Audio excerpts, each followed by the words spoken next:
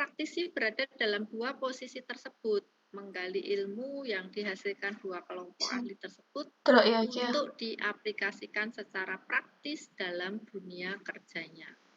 Jadi yang utamanya dulu itu mengembangkan ergonomi itu adalah para ilmuwan dan para insinyur atau teknolog, ya. Jadi gabungan dari dua kelompok ini akhirnya menghasilkan ergonomi. Nah, ini gambaran yang mungkin lebih memudahkan kita untuk memahami ergonomi. Jadi dasar implementasi ergonomi itu adalah ilmu anatomi, ilmu fisiologi, kemudian hiperkes itu hygiene perusahaan, kesehatan, kemudian biometri itu tentang ukuran tubuh, dan dasar dari ilmu ergonomi yang ada 4 ini punya tujuan untuk menyerasikan antara manusia dengan pekerjaan dan lingkungannya supaya dihasilkan produktivitas dan efisiensi yang optimal. Ya, ini gambarannya. Nah ini yang penting. Ini konsep, ya, konsep yang Anda semuanya harus paham. Dan kebetulan di soal UAS saya banyak banget memakai satu gambar ini untuk membuat banyak soal. Ya, jadi tolong diperhatikan semuanya, jangan ada yang tertidur ketika mendengarkan ini. Sebelum saya menjelaskan, coba supaya tidak ngantuk ya, Anda coba perhatikan gambar ini. Gambar konsep keseimbangan ergonomi, nanti saya minta Anda memberikan penjelasan menurut pendapat Anda memahami gambar ini seperti apa. Oke ya, 2 menit atau 1 menit mungkin sudah cukup. Silakan diperhatikan gambar ini dan coba untuk membuat penjelasannya.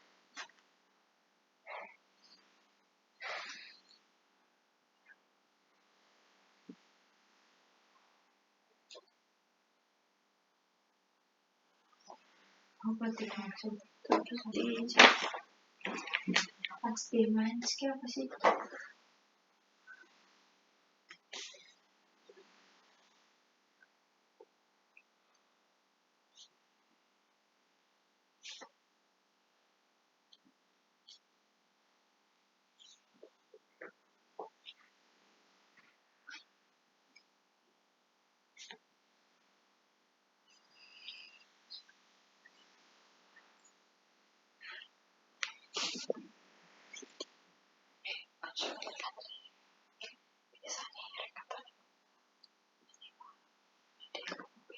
Oh iya, hari ini ada kabar duka ya.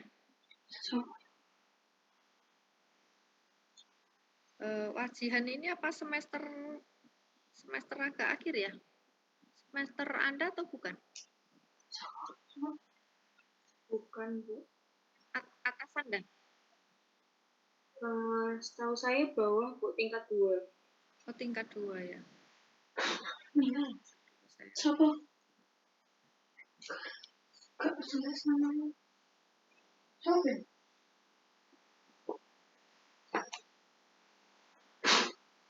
Oke, cukup ya. Sebelum saya tunjuk, mungkin ada yang pengen mendapatkan nilai partisipasi, silahkan raise hand dulu. Tunjukkan apa?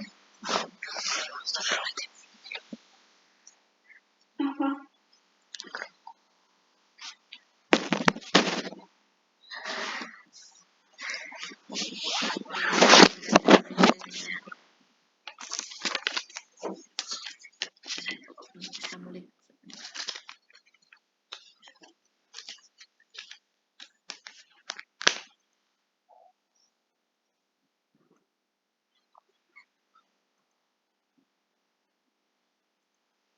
Nantilah gambarin mobil. Oke, yang pertama Hana Wilujeng, silakan pendapatmu. Baik Ibu, terima kasih. Izin menjawab Ibu. Sebelumnya mohon maaf mungkin kalau nanti ada salah.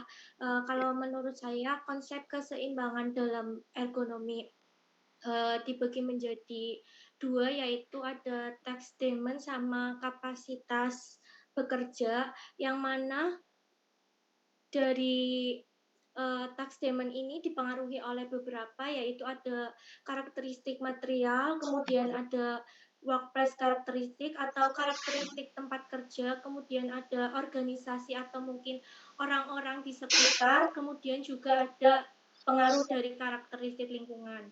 Kemudian di kapasitas bekerja itu sendiri dipengaruhi oleh personality atau personal kapasitas yang dimiliki oleh seseorang, kemudian keadaan psikologi kapasitasnya, dan juga ada biomekanik capacity. Kemudian dari work capacity dan task itu sendiri selain dipengaruhi oleh hal-hal di atas juga akan dipengaruhi oleh performance, yang mana di dalam performance itu sendiri nanti adanya kualitas, kemudian fatigue, kelelahan, ada dipengaruhi injury, kemudian juga ada terkait stres, kejadian, atau produktivitas, serta disease atau penyakit. Begitu Ibu menurut saya, mohon maaf apabila ada kekurangan. Terima kasih. Oke, terima kasih pendapatnya Hana. Hana mungkin masih di kamu ya. Ini kan ada di tengah ini kan ada anak panah ya. Ini mungkin dijelaskan, kalau yang sudah kamu jelaskan tadi kan masih di perbagian kotak itu ya. Kalau hubungan antar kotaknya? Menurut saya hubungannya itu saling mempengaruhi, di mana tax demand dan work capacity itu nanti akan mempengaruhi performance, Ibu. Oke, task demand dan work capacity itu akan mempengaruhi performance. Oke, terima kasih Hana. Berikutnya Sherly, pendapatmu Sherly. Boleh on cam? Boleh Izin on cam, masuk Sherly? Ibu. Ya. Mohon maaf, saya memakai HP dan kamera saya tidak stabil dikarenakan laptop saya audionya rusak, Ibu. Oke, silakan. Baik, izin masuk. Menurut pendapat saya, hal pertama yang ingin saya kemukakan yaitu task demand, yaitu tuntutan tugas atau pekerjaan atau aktivitas. Jadi yang pertama yaitu ada material karakteristik, di mana itu ditentukan oleh seperti ada peralatan, mesin, dan sebagainya. Yang kedua yaitu ada organization karakteristik, di mana itu merupakan sangat berhubungan dengan jam kerja, jam istirahat, atau libur, atau manajemen waktu sebagainya. Yang ketiga yaitu ada environmental karakteristik, di mana itu berkaitan dengan lingkungan, seperti dengan manusia lainnya, itu kerabat kita, suhu dan kelembapan, dan lain sebagainya. Dari work capacity, yang pertama yaitu ada personal capacity, di mana itu merupakan kemampuan kerja dari karakteristik pribadi seseorang. Itu meliputi faktor usia, jenis kelamin, pendidikan, biasanya pengalaman, dan status sosial. Yang kedua yaitu ada psychological capacity, di mana itu merupakan kemampuan fisiologis yang biasanya meliputi kemampuan daya tahan, panca indera, dan sebagainya. Yang ketiga yaitu psychological capacity, di mana itu merupakan kemampuan dari psikologi seseorang, yaitu dengan berhubungan dengan kemampuan mental, kemampuan adaptasi, dan emosi, dan sebagainya. Yang keempat yaitu ada biomechanical capacity, di mana itu merupakan kemampuan biomekanik seseorang yang biasanya berkaitan dengan kemampuan daya tahan sendi dan persendian, atau jaringan tulang, dan masuk juga tendon. Yang terakhir itu ada performa seseorang, di mana artinya quality, fatigue, discomfort, injury, stress, accident, disease, and productivity itu disimpulkan bisa termasuk ke semua bagan. Jadi kesimpulan dari 3 bagan itu menurut saya keseimbangan ergonomi itu menggambarkan antara tuntutan tugas yaitu tes demand tadi dengan kapasitas kerja berada pada satu jalur yang harus disesuaikan antara dengan performa kerja yang tinggi yang telah saya sebutkan tadi. Terima kasih, Ibu. Ya, oke, terima kasih Shirley. Penjelasannya sudah cukup lengkap ya. Oke, berikutnya Rofi Datun. Ya, silakan. Izin menjawab Ibu, kalau menurut saya dari ketiga bagan ini, baik di 2 bagan teratas itu adalah tuntutan tugas dan kapasitas kerja seseorang itu harus berada di jalur yang sama dan itu harus sesuai atau seimbang. Yang mana kalau misalnya ada salah satu yang lebih berat atau misalnya kapasitas kerja seseorang itu tidak lebih besar dari kalau dibandingkan dengan tuntutan tugas yang dituntutkan, itu performa kerja yang akan dihasilkan itu akan menurun atau tidak sesuai yang diharapkan. Seperti itu, Ibu. Ya, oke, terima kasih. Masih ada ya? Sarah, silakan. Mungkin ini yang terakhir ya. Baik, yang Ibu, terakhir untuk bagian ini. Untuk penjelasannya kurang lebih sama dengan video tadi, di mana tuntutan kerja dan kapasitas kerja itu harus selaras atau timbal balik, di mana tidak boleh ada berat sebelah. Di sini kan di teks demand ada beberapa komponen seperti material karakteristik, task karakteristik, organisasional karakteristik, environmental, terus di kapasitas kerja juga ada personal, psikologi capacity, psychological, dan biomechanical capacity.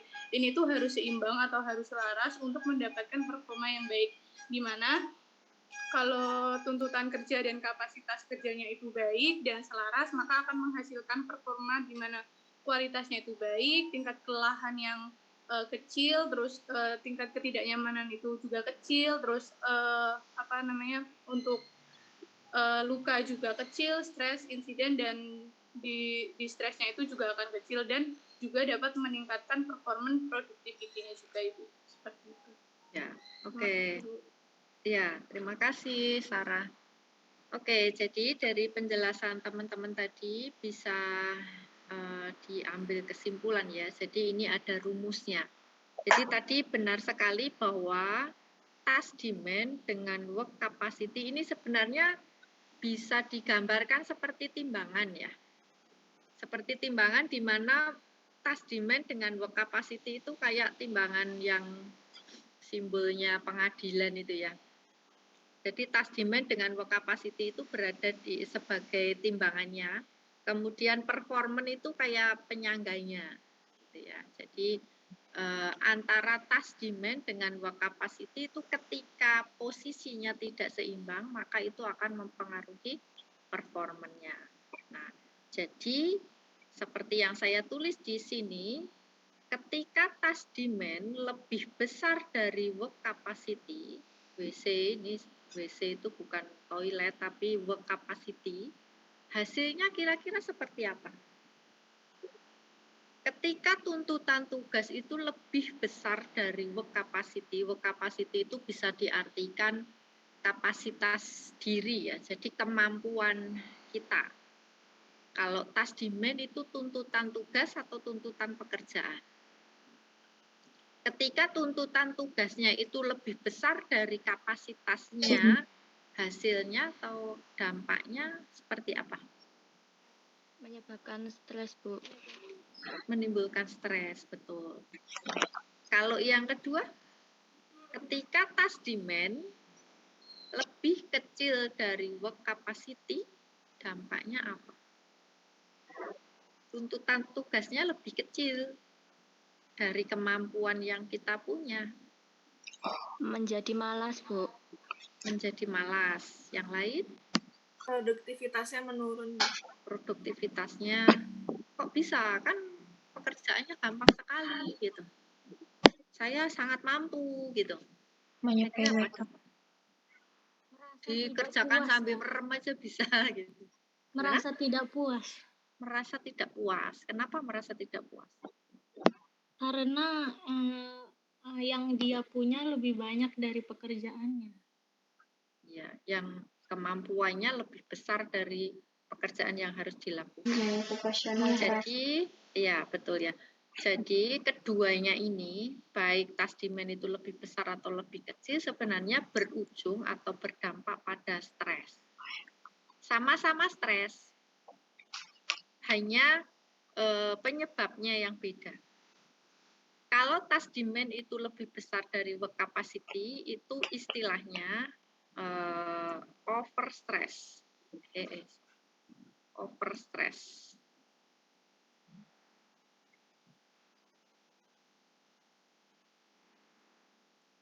Sedangkan kalau task demand itu lebih kecil dari work capacity, namanya apa? Kalau itu over, kalau yang di sini ada under stress itu. ya, under stress.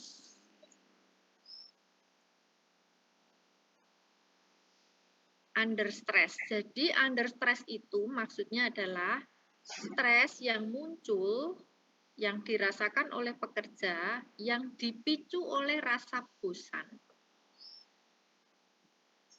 Kalau bosan berkelanjutan seperti itu terus, lama-lama stres juga. Ya karena apa yang dilakukan itu tidak ada tantangannya, sangat mudah, itu di bawah kemampuan yang dimiliki gitu. Jadi itu menyebabkan stres juga, under stress namanya. Kalau yang pertama tadi, task demand itu lebih besar, jadi tuntutan tugasnya itu lebih besar dibandingkan kapasitas yang dimiliki oleh pekerja, maka itu over stress. Jadi over stress maksudnya stres yang dipicu oleh ketidakmampuan.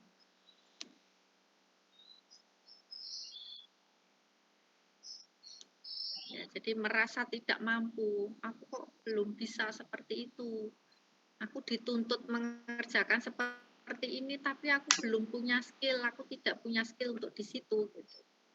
Ini dulu terjadi pada saya ya. Jadi ketika saya PNS awal, jadi saya dulu kan ceritanya lulus D3, kemudian kerja freelance, kerja visit seperti itu, kemudian ada CPNS, saya ikut daftar, kemudian lolos ya, biarpun itu prosesnya panjang, maksudnya dari pertama daftar sampai menerima SK itu sampai setahunan lebih ya, tidak seperti sekarang, ini lebih cepat dan lebih transparan sekarang. Jadi ketika saya kuliah D3 itu belum musim komputer ya. Jadi waktu saya